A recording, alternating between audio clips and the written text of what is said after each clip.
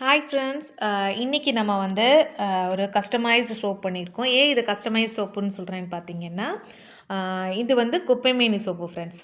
Already நம்மள்ட்ட இருக்கிறது வந்து நீம் சோப், ரோஸ் சோப், நலுங்கு மாவு, ஆலோவேரா இந்த சோப்ஸ் எல்லாம் தான் நம்ம வந்து சேல் பண்ணிகிட்ருக்கோம்.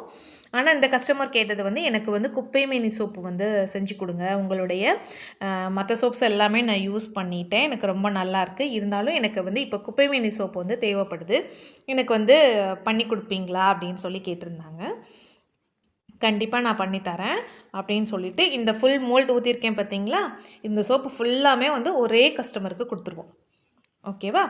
ஏன் அப்படின்னா நம்ம வந்து இதுக்குன்னு தனியாக நம்ம எந்தவும் பாக்ஸ் வந்து நம்ம ரெடி பண்ணலை. ஏன் நம்ம நீம் சோப்புக்கு, ரோஸ் சோப்புக்கு தானே நம்ம ரெடி பண்ணியிருக்கோம், நலுங்கு மாவு சோப்புக்கு. அப்போது தனியாக ரெடி பண்ணாமல் சோப்பு பாக்ஸ் ரெடி பண்ணாமல் நம்ம யார்கிட்டையும் போய் தனியாக என்கிட்ட ஒரு 2 சோப்பு இருக்குது வாங்கிக்கிறீங்களா அப்படின்னு நம்ம கேட்க முடியாது இல்லையா? அதனால இந்த ஃபுல் மோல்டு சோப்புமே வந்து ஒரே கஸ்டமர் வந்து வாங்கிக்கிடுவாங்க. நம்ம இந்த மாதிரி சோப் மேக்கிங் பண்ணுற எல்லாருக்கும் இந்த டிப்ஸ் வந்து ரொம்ப ஹெல்ப்பாக இருக்கும் ஃப்ரெண்ட்ஸ். ஏன்னா கஸ்டமர் வந்து எனக்கு இந்த இன்க்ரீடியண்ட்டில் சோப்பு கிடைக்குமா, அந்த இன்க்ரீடியண்ட்டில் சோப்பு கிடைக்குமான்னு கேட்பாங்க இல்லையா?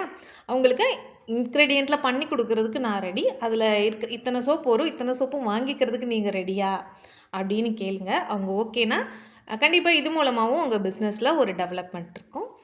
Thank you so much friends.